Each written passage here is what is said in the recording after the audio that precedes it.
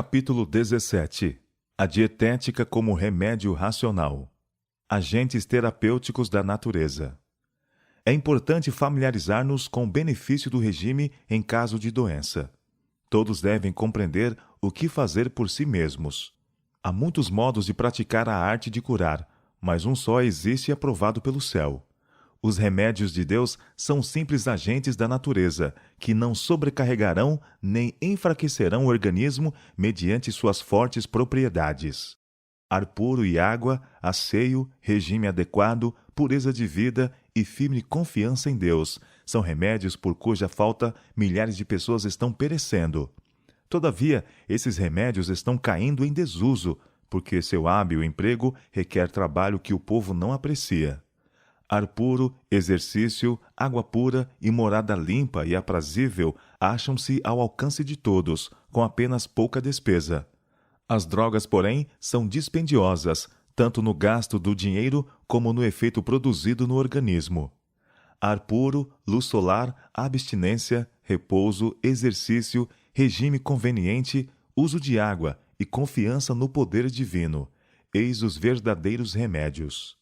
Toda pessoa deve possuir conhecimento dos meios terapêuticos naturais e da maneira de os aplicar. É essencial tanto compreender os princípios envolvidos no tratamento do doente, como ter um preparo prático que habilite a empregar devidamente este conhecimento. O uso dos remédios naturais requer certo cuidado e esforço que muitos não estão dispostos a exercer. O processo da natureza para curar e construir é gradual, e isso parece vagaroso ao impaciente. Demanda sacrifício e abandono das nocivas condescendências. Mas no fim se verificará que a natureza, não sendo estorvada, faz seu trabalho sabiamente e bem. Aqueles que perseveram na obediência às suas leis ceifarão galardão em saúde de corpo e de alma. Os médicos aconselham muitas vezes os inválidos a viajar para o estrangeiro, a ir a alguma fonte d'água mineral, ou atravessar o oceano a fim de readquirir a saúde. Quando em 9 casos de 10, se essas pessoas comessem com temperança e se empenhassem em exercício saudável com espírito animoso, restaurar-se-iam e economizariam tempo e dinheiro. Exercício e farto, abundante uso do ar livre e da luz solar, bênçãos por Deus a todos outorgadas, dariam em muitos casos vida e vigor aos macilentos inválidos. Algumas coisas que podemos fazer por nós mesmos. Quanto ao que podemos fazer por nós mesmos, um ponto há que exige consideração cuidadosa e refletida. Preciso conhecer-me a mim mesma. Preciso ser sempre uma aluna quanto a cuidar dessa construção, o corpo que Deus me deu, para que o possa conservar nas melhores condições de saúde. Preciso comer aquilo que seja para meu máximo bem físico e tomar especial cuidado em que meu vestuário seja de molde a promover saudável circulação do sangue. Preciso não me privar de exercício e de ar. Preciso tomar tanta luz solar quanto me seja possível. Preciso ter sabedoria para ser fiel guardiã de meu corpo. Eu faria uma coisa muito imprudente se entrasse em um aposento fresco estando suada. Mostrar-me-ia desavisada despenseira se me permitisse sentar em uma corrente de ar, expondo-me assim a um resfriado. Seria falta de prudência se me sentasse com os pés e membros frios, fazendo assim com que o sangue refluísse das extremidades para o cérebro e os órgãos internos. Devo proteger sempre meus pés no tempo úmido. Comeria regularmente de comida mais saudável, que promovesse a melhor qualidade de sangue, e não trabalharia intemperantemente, estando em meu poder evitá-lo. E quando transgrido as leis que Deus estabeleceu em meu ser, devo arrepender-me e reformar-me, pondo-me nas mais favoráveis condições, sob o cuidado dos médicos providos por Deus, ar puro, pura água e o precioso sol medicinal. A água pode ser empregada de muitas maneiras para aliviar o sofrimento. Goles d'água pura e quente tomados antes de comer, cerca de meio litro, não farão absolutamente mal, antes serão benéficos. Fé e comer e beber corretamente. Façam os que se acham doentes tudo ao seu alcance, mediante hábitos corretos no comer, beber e vestir, e fazendo exercício judicioso para assegurar a recuperação da saúde. Sejam os pacientes que chegam a nossos sanatórios ensinados a cooperar com Deus no buscar a saúde. Vós sois lavoura de Deus e edifício de Deus. Deus fez nervos e músculos a fim de serem usados. É a inanição do maquinismo humano que traz sofrimento e doença. Os que tratam os doentes devem agir em sua importante obra, com forte confiança em Deus de que suas bênçãos acompanhem os meios por Ele graciosamente providos, e para os quais, em misericórdia, nos chamou a atenção como um povo, isto é, ar puro, o asseio, o saudável regime alimentar, os devidos períodos de trabalho e de repouso e o emprego da água. Remédios racionais nos sanatórios. A luz que me foi comunicada é que devia ser estabelecido um sanatório e que nele devia ser rejeitada a medicação de drogas, sendo empregados métodos simples e racionais de cura das doenças.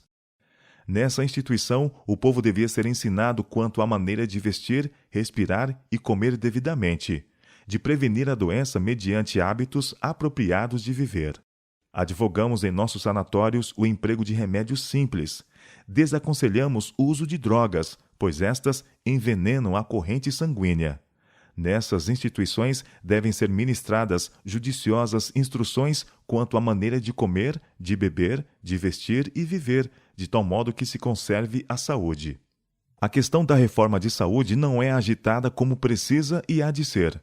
Um regime simples e inteira ausência de drogas, deixando a natureza livre para recuperar as energias gastas do organismo, tornaria nossos sanatórios muito mais eficazes em restaurar a saúde dos doentes. Um regime medicinal. Condescender em comer com demasiada frequência e quantidade exagerada sobrecarrega os órgãos digestivos e produz um estado febril do organismo.